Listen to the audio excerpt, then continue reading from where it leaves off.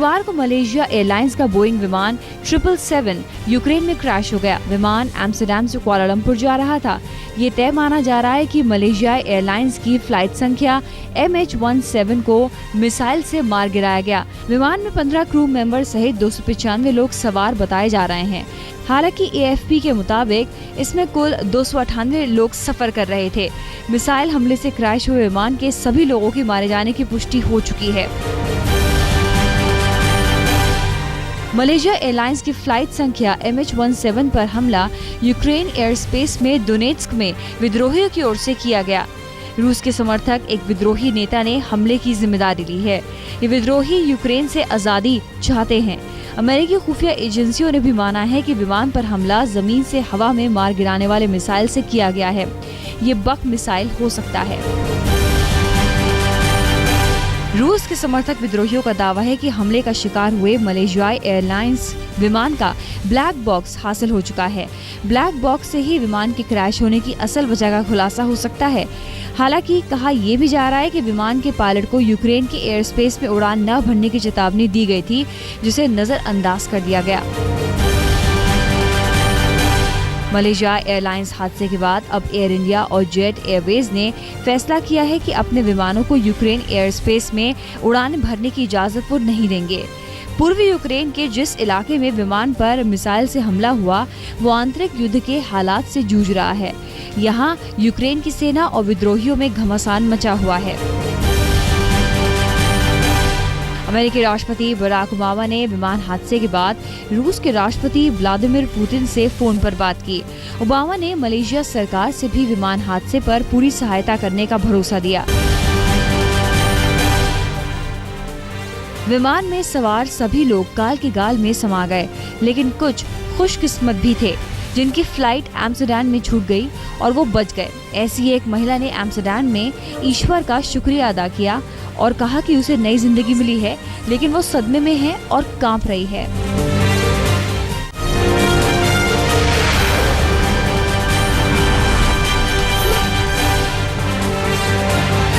पाँच दिन की ब्राजील यात्रा के बाद प्रधानमंत्री नरेंद्र मोदी भारत लौट आए हैं। देर रात वो दिल्ली के आजिया एयरपोर्ट पहुंचे। दिल्ली आने से पहले रास्ते में मोदी जर्मनी के फ्रैंकफर्ट में कुछ देर के लिए रुके, जहां उन्होंने फोन पर जर्मन चांसलर एंजेला मर्केल से बात की। मोदी ने मर्केल को जर्मनी के फुटबॉल वर्ल्ड कप जीतने और बर्थडे की बधाई दी।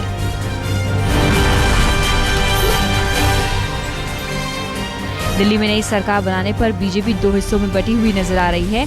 दिल्ली के कुछ सांसद जोड़तोड़ की सरकार बनाने के खिलाफ बताए जा रहे हैं। सूत्रों के मुताबिक केंद्रीय मंत्री डॉक्टर हर्षवर्धन, पूर्व दिल्ली बीजेपी अध्यक्ष विजेंद्र गुप्ता और आरती मेहरा जोड़तोड़ के खिलाफ हैं।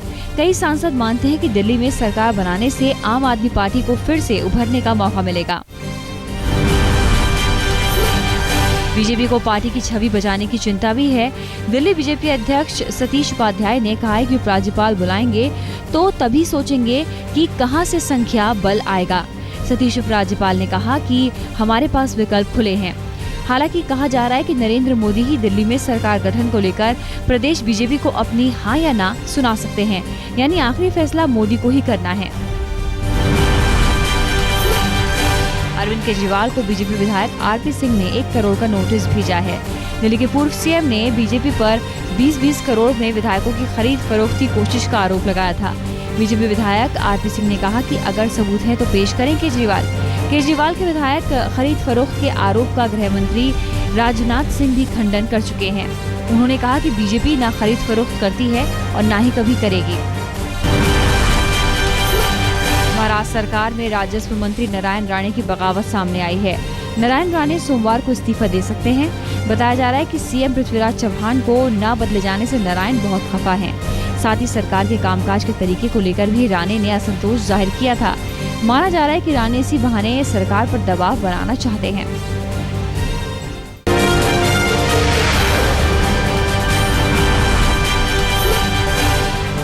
देश के बड़े हिस्से में गंभीर बिजली संकट पैदा हो सकता है। ब्लैकआउट का खतरा पैदा हो गया है क्योंकि एनटीपीसी के पास सिर्फ 1 दिन का ही कोयला बचा है। दूसरे 45 और प्लांटों में भी कोयले की भारी कमी हो चुकी है और 7 दिन से भी कम का स्टॉक बचा हुआ है। ऊर्जा मंत्री पीयूष गोयल ने कोयला उत्पादन की कमी को जिम्मेदार बताया और राज्यों से कोयला उत्पादन बढ़ाने के लिए जरूरी उपाय करने की अपील की। कई बार विवादों में रह चुके स्वामी अग्निवेश ने आज तक से बातचीत में कहा कि अमरनाथ का शिवलिंग बर्फ का एक हिस्सा है और ऐसी संरचना दुनिया के कई हिस्सों में उन्होंने देखी है। अग्निवेश ने कहा कि कुछ साल पहले अमरनाथ में नकली बर्फ से शिवलिंग बनाई गई, इसलिए ये एक पैसा कमाने का धंधा है और लोगों को इन सब से दूर रहना चाहिए। मुंबई हमलों के मास्टरमाइंड हाफिज सईद से मुलाकात मामले में पत्रकार वेद प्रताप वैदिक की मुश्किलें और बढ़ सकती हैं। जमात-उद-दावा के प्रवक्ता ने कहा है कि वैदिक ने ही हाफिज सईद से मुलाकात की गुजारिश की थी। जमात-उद-दावा की ओर से ये भी बयान आया कि हम किसी से भी खुले दिल के साथ मिलते हैं, भले ही किसी भी देश या किसी भी मजहब को मानने वाला हो। बैंगलोर के एक प्रतिष्ठित स्कूल में 6 साल की मासूम छात्रा के साथ बलात्कार मामले को लेकर विरोध बढ़ता ही जा रहा है। बैंगलोर में आज भी विरोध प्रदर्शन होने की खबर है।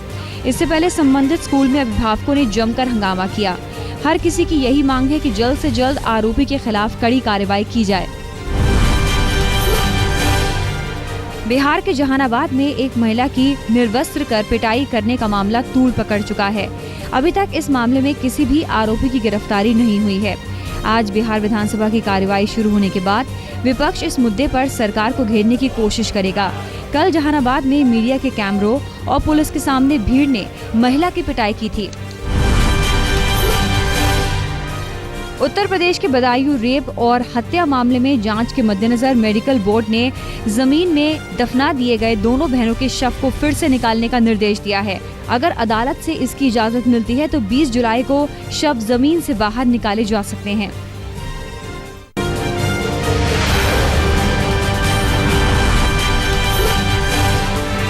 उत्तराखंड के तमाम इलाकों में पिछले 2-3 दिनों से जोरदार बारिश का सिलसिला जारी है। इसके चलते 4 धाम की यात्रा को रोक दिया गया और प्रशासन हाई अलर्ट पर है। मौसम विभाग के मुताबिक अगले 36 घंटे उत्तर पश्चिम हिमालय के तमाम इलाकों के लिए खतरनाक साबित हो सकते हैं। उत्तराखंड और हिमाचल के कई इलाकों में 18 और 19 जुलाई को 13 से लेकर 25 सेंटीमीटर तक की बहुत भारी बारिश की आशंका है। प्रशासन ने पर्यटकों को इन राज्यों में न आने का निर्देश दिया है। गौमुख की यात्रा पर गए योग गुरु रामदेव और उनके 400 शिष्य पूरी तरह से सुरक्षित हैं। सभी वापस गंगोत्री लौट आए हैं। ये खबर रामदेव से जुड़े सूत्रों के हवाले से आई है। उमस भरी गर्मी से परेशान दिल्ली एनसीआर के लोगों को बारिश ने राहत पहुंचाई है। गुरुवार शाम से ही रुक रुक कर हो रही बारिश से तापमान में कई डिग्री की गिरावट आई है। लोगों को उम्मीद है कि अभी मौसम सुहाना रहेगा और गर्मी से राहत बरकरार रहेगी। नरेंद्र मोदी के स्वच्छ गंगा के सपने को साकार करने में कदम से कदम मिलाकर चलने के लिए उनकी लोकसभा सीट वाराणसी की बालिकाओं ने संकल्प लिया है। वाराणसी के गोपी राधा इंटर कॉलेज की छात्राओं ने रैली निकाली और आम लोगों को गंगा के प्रति जागरूक किया। लगभग 2 किलोमीटर की इस रैली का उद्देश्य नरेंद्र मोदी के गंगा सफाई के सपने को साकार करने में अपना योगदान करना था। क्रिकेट के बाद पहली बार अब देश में फुटबॉल लीग शुरू होने वाली है। गुरुवार को दिल्ली के जवाहरलाल नेहरू स्टेडियम में दिल्ली की टीम दिल्ली डायनामोस को लॉन्च किया गया। इंडियन सुपर लीग नाम से शुरू होने वाली इस लीग में दिल्ली डायनामोस टीम के मालिक डैन ने टीम के लोगो और जर्सी को लॉन्च किया। दिल्ली में बदरपुर स्थित BSES के दफ्तर पर आम आदमी पार्टी के कार्यकर्ताओं ने इलाके में हो रही बिजली कटौती और दिल्ली में बिजली के बढ़े हुए दामों को लेकर जमकर हंगामा और नारेबाजी की। लोगों ने कुछ देर के लिए दिल्ली मथुरा हाईवे रोड को जाम कर दिया और सरकार से बिजली की बढ़ी हुई दरों को वापस लेने की मांग की। कभी उत्तर बिहार की लाइफलाइन माने जाने वाला महात्मा गांधी सेतु बिहार के बड़े हिस्से में महंगाई की बड़ी वजह बन गया है। बिहार के इस सबसे बड़े पुल पर इन दिनों बड़ी गाड़ियों के आवागमन पर पूरी तरह से रोक लगा दी गई है। विकल्प के तौर पर छोटी गाड़ियों से सामान को फिर से लोड पहुंचाने में ज्यादा खर्च आने की वजह से सामान की कीमतों पर असर दिख रहा है।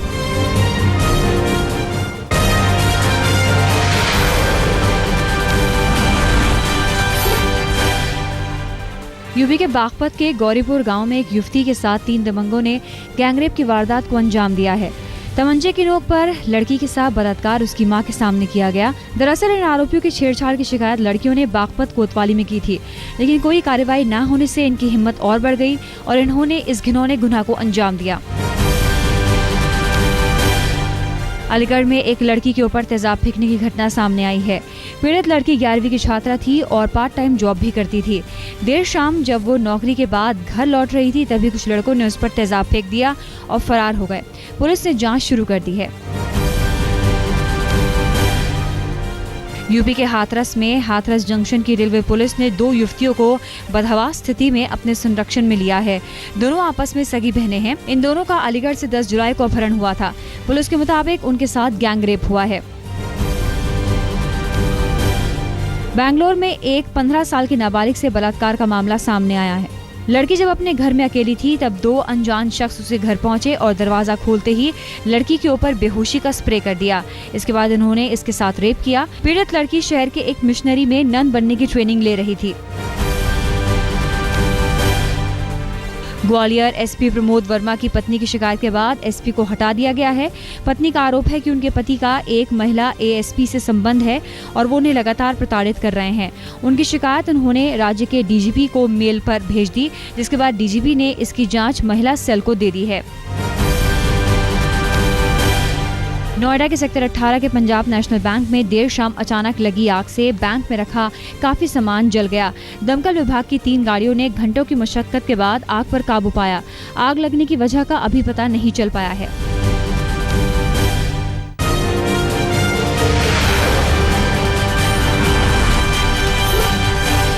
बीती रात दिल्ली के जीटीबी एनक्लेव में एक ज्वेलरी शोरूम के मालिक से लूटपाट की कोशिश की गई।